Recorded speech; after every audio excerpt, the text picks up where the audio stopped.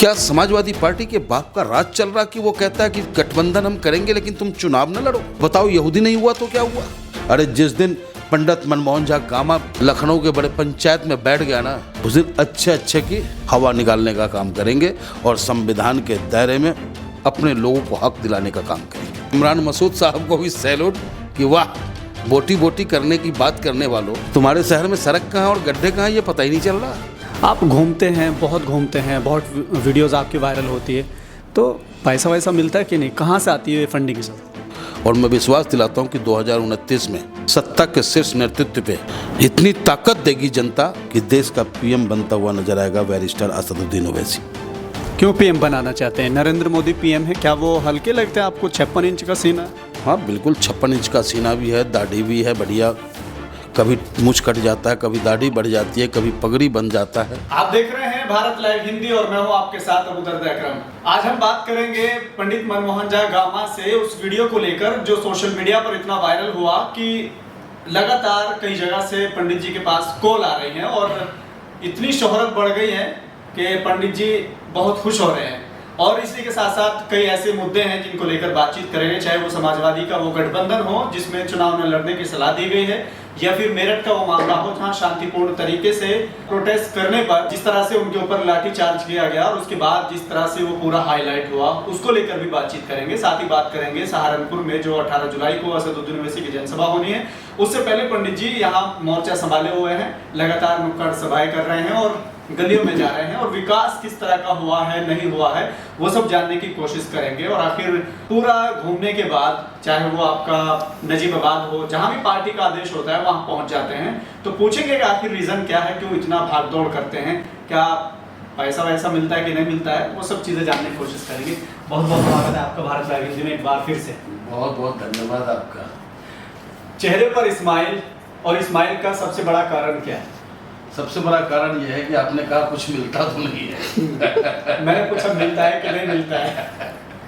दरअसल हम मजलिस के कार्यकर्ता पैसों के दीवाने नहीं हैं। हम ऑल इंडिया मजलिस इत्तेहादुल मुस्लिमीन के जो कार्यकर्ता हैं, हमारी चाहत है कि हमारी पार्टी उर्स पे हो, क्योंकि जिस गली, जिस चौराहे, जिस मोहल्ले में जाते हैं वहाँ मजलूम मिल जाते हैं। जिस जगह भी जाते हैं गरीब माँ की सिसकियाँ सुनने को मिलती है। हम ऑल इंडिया मजलिस इत्तेहादुल मुस्लिमीन की सोच है कि इस आज़ाद भारत में अब रोने का वक्त ख़त्म हो चुका है, लेकिन जिन सियासतदानों पे हमारे अपनों ने, चाहे वो हिंदू हो मुसलमान हो, विश्वास किया, उन सब ने उनके विश्वास को छला है, मजलूम को और मजलूम कमज़ोर को और कमज़ोर बनाने का काम किया। लेकिन अब वक्त आ चुका है, हिंदुस्तान के आवाम को जागना होगा, सोचना होगा और मजलिस के साथ वो चले। मजलूम खत्म, माँ की सिसकियाँ खत्म होंगी और इंसाफ का राज होगा। अभी आपका एक वीडियो वायरल हुआ नजीबाबाद में, आपने बड़ा धुआंधार भाषण दिया, बहुत ज़्यादा वायरल हुआ हमारे पेज से भी और बाकी जिन लोगों ने उसको उठाया, अपलोड किया, बहुत ज़्यादा वायरल हुआ। तो उसके बाद कैसा महसूस हुआ? नहीं देखिए, महसूस, वायरल होना ना होना ये तो अलग बात, दिल की बात है। देखिए, कुछ लोग राजनीति दिमाग से करते हैं और मजलिस के लोग दिल से करते हैं। तो वो दिल की आवाज़ थी। समाजवादी पार्टी के बाप का राज चल रहा कि वो कहता है कि गठबंधन हम करेंगे लेकिन तुम चुनाव न लड़ो। तो बताओ, यहूदी नहीं हुआ तो क्या हुआ? ये यहूदी शब्द आपके दिमाग में कहाँ से आया? क्योंकि आपने उस दिन ओवैसी साहब के सामने मंच पे वो भाषण दिया और फिर वो इतना वायरल हुआ। ये भी एक बड़ा कारण है कि आपने समाजवादी की तुलना, यादव की तुलना यहूदी से की। उसके बाद कोई थ्रेट मिला आपको, धमकी मिली? हाँ, कई यादव समाज के लोगों के थ्रेड आए। मैंने कहा भाई, वोट लेगा तू मुसलमान का और मुसलमानों की हालात जानने की कोशिश तक तू नहीं करेगा, और वही हालात यहूदी का है। पूरे इंडो पीस में माल कमा रहा है किससे? वो मुसलमानों से, और जब जी करता है बम मार देता है। आज अगर समाजवादी पार्टी सत्ता में है, या कांग्रेस आती है ताकत में, या बहुजन आती है ताकत में, किसके दम पे आती है? मुसलमानों के दम पे आती है। और फिर शोषण किसका होता है? चाहे सरकार किसी की भी रही हो, कमर जो डंडे पड़ने के होते हैं वो मुसलमानों के होते हैं। जबकि मुसलमान के साथ जो कुछ भी हो रहा है ये गलत हो रहा है। मुसलमान को भी मुख्य धारे में होने की ज़रूरत है। कौन सा घर मजबूत होगा, मैं आपसे पूछना चाहता हूँ? वही घर मजबूत होगा ना जिसका 2 बेटा है या 4 बेटा है, चारों पढ़ लिख ले, चारों मुख्य धारा से जुड़ जाए, तो वो घर बेहतर होगा। एक घर का बेटा अपराधी हो जाए और दूसरा IPS हो जाए, तीसरा डॉक्टर हो जाए, तो घर पे बुलडोजर ही तो चलना है। तो क्यों भैया हमारे मुसलमान भाई को तुम मुख्य धारा से नहीं जोड़ना चाह रहे हो? उसे मुख्य धारा से जोड़ो, जो उसका मुख्य अधिकार है वो दो, जो उसका सम्मान है उसे दो। पंडित जी पूजा करेंगे, मुल्ला जी नमाज नहीं पढ़ेंगे, ये कहाँ की नीति है भाई? बाबा साहब भीमराव अम्बेडकर ने ऐसा तो नहीं लिखा संविधान में। तो हम तो संविधान को मानते हैं, संविधान के तहत सरकार से बराबर की मांग करते हैं। समाजवादी के एक प्रवक्ता ने कहा कि MIM पार्टी को हम गठबंधन में लेने को तैयार है, लेकिन शर्त एक है कि वो चुनाव न लड़े। तभी तो मैंने कहा वायरल होने का रीजन ही यही था। जितने घरों में उसका बयान पहुंचा उससे कई गुना ज़्यादा घरों में हमारा बयान पहुंचा है कि तुम्हारे बाप का राज चल रहा, कि गठबंधन कर लो लेकिन चुनाव मत लड़ो, यानी कि रिलेशनशिप में रह लो, यानी कि संवैधानिक रूप से नहीं रहोगे, सांस्कृतिक रूप से नहीं रहोगे तुम। भाई हम भी हिंदुस्तानी हैं, हम भी एक राजनीतिक दल हैं और चुनाव लड़ने का अधिकार है। हम ठीक है, हम चाहते हैं भाजपा हारे, तुम नहीं चाहते कि भाजपा हारे, क्योंकि तुम्हारा फाइल खुल जाएगा। हमारे शौकत साहब का कोई फाइल नहीं खुलने वाला। हमारे शौकत साहब पे कोई घोटाला का चार्ज नहीं है भाई। जो चार्ज है तुम्हारे नेता पे है। तुमने शासन किया है, सत्ता किया, घोटाला तुमने किया है, तो तुम भाजपा से मिले हुए हो, इसलिए हमसे गठबंधन नहीं कर रहे हो। लेकिन वो बीजेपी को रोकना चाहते हैं ना, कह रहे कि हम बीजेपी को रोकना है। अगर वो रोकना चाहते हैं तो फिर बीजेपी के सपोर्ट में कैसे हो गए? देखिए, बीजेपी को अगर कहने से रोक दिया जाता तो मैं 10 बार बोलूँगा, 100 बार बोलूँगा, 1000 बार बोलूँगा। बीजेपी को रोकने के लिए लोकतंत्र में वोट की आवश्यकता होती है और वोट संगठित रूप से पड़नी चाहिए। सिर्फ एक ही समुदाय जिम्मेदारी नहीं ले रखा है। महंगाई से दर्द सबको है, बेरोजगारी से दर्द सबको है, ED CBI से भी दर्द है उनको। हमको नहीं है ED CBI से दर्द, हमको नहीं है, हमारे नेता को नहीं है, उन्हें दर्द है। लेकिन जब वोट की समय आती है तो उनका अपना समाज उन्हें नकार देता है और वो मुसलमानों पर राजनीति करना चाहते हैं और ये उनकी पॉलिसी है। ED CBI से बचने की भी एक पॉलिसी है ये कि भाई बैरिस्टर साहब को अलग रखो, इसे अपने पाले में रखो, 10-20 सीट रहेगा, विधानसभा में हंगामा करते रहेंगे।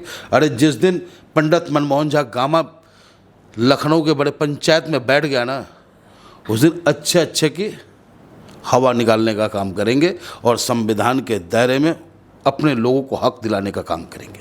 सब लोग ED CBI से बचने के लिए या फिर उनको उसका डर है, लेकिन आपके नेता पे कहाँ ED और CBI जाती है? वो भी सांसद है, वो भी पार्टी के राष्ट्रीय अध्यक्ष है।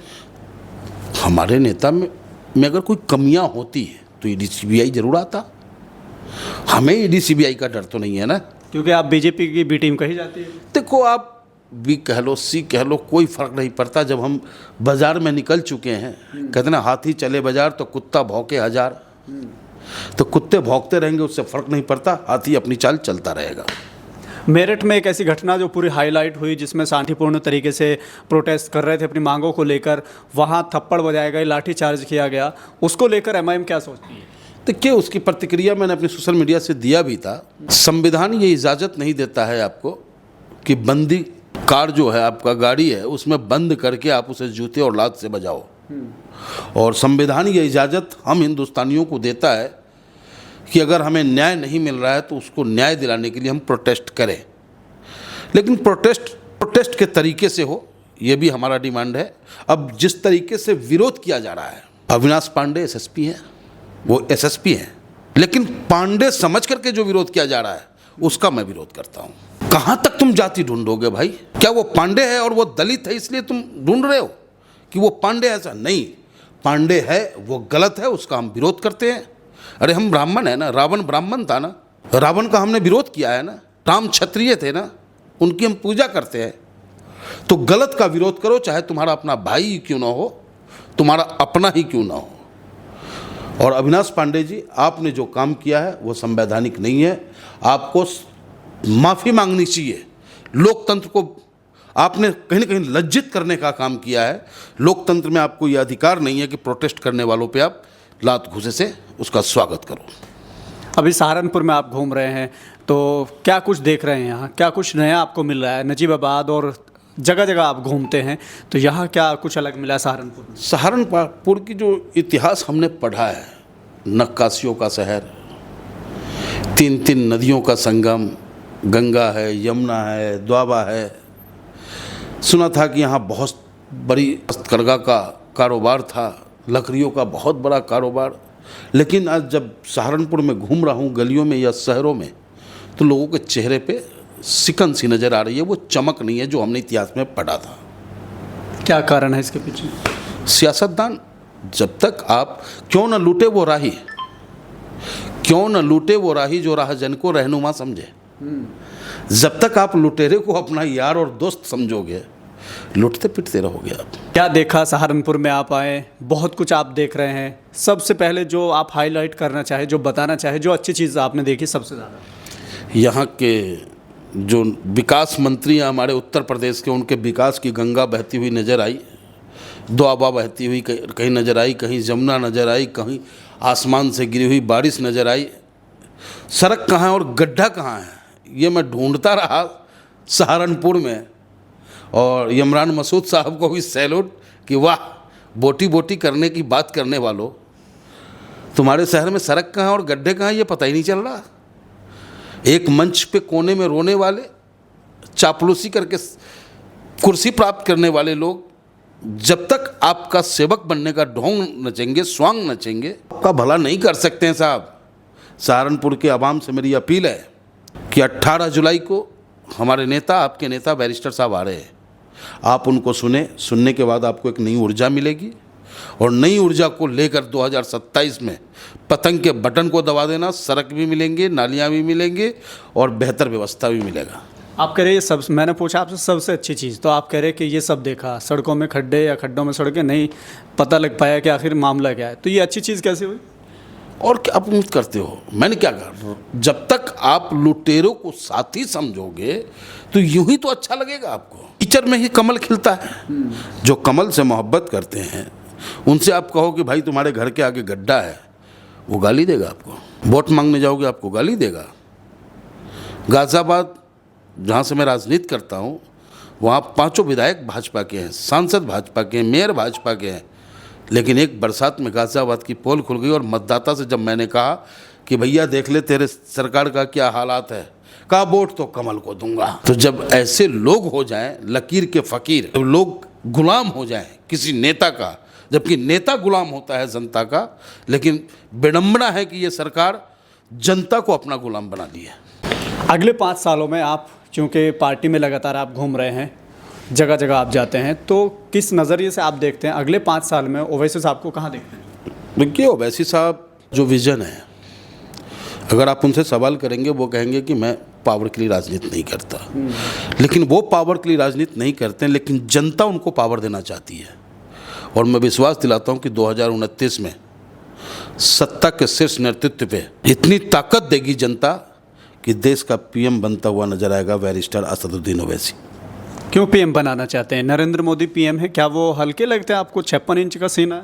हाँ बिल्कुल, 56 इंच का सीना भी है, दाढ़ी भी है बढ़िया, कभी मुँछ कट जाता है, कभी दाढ़ी बढ़ जाती है, कभी पगड़ी बन जाता है। लेकिन अब हिंदुस्तान की आवाम को वक्त वक्त पे, समय समय पे भेष बदलने वाला गिरगिट नहीं चाहिए, शेर चाहिए। और मेरा नेता असद है, शेर है, और इस देश को शेर जैसे पीएम की आवश्यकता है। आप घूमते हैं, बहुत घूमते हैं, बहुत वीडियोस आपकी वायरल होती है, तो पैसा वैसा मिलता है कि नहीं? कहाँ से आती है ये फंडिंग सब? अच्छा सवाल किया आपने। देखिए, अगर पैसा मिलता तो अच्छा होता, और नहीं मिल रहा है तो भी अच्छा हो रहा है, क्योंकि मौज जो है वो फकीरी में है। मौज जो है वो फकीरी में, और फकीरी में ही हम आनंद लेना चाहते हैं। प्रधानमंत्री मोदी जी का वो सेंटेंस आपने शायद चुरा लिया कि मैं फ़कीर आदमी हूँ, झोला लेके चल पड़ूंगा। वो बड़े बड़े चार्टेड प्लान से घूमते हैं, और आप भी कह रहे हैं कि हम तो गरीब आदमी हैं, फ़कीर है, क्लब का कपड़ा आप पहने बैठे हैं। देखिए, आपका ड्रेस ही आपका एड्रेस देता है। आपका ड्रेस आपका एड्रेस बताता है।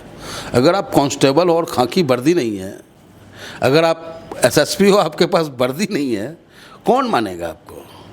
तो ड्रेस, और ये ड्रेस जो हमारा है एज ए कफन है, वाइट कलर है, कफन का कलर वाइट ही होता है। और जिस दिन हमने राजनीति में और राजनीति के समाज के प्रति अपने को समर्पित किया, उसी दिन हमने कफन डाल लिया था, और हमने कहा था कि भाई देश के लोगों की अंतिम सांस तक सेवा करूंगा, और जिसने जन्म दिया है तो रोटी की व्यवस्था वो कर देता है, इसलिए चिंता की कोई बात नहीं है।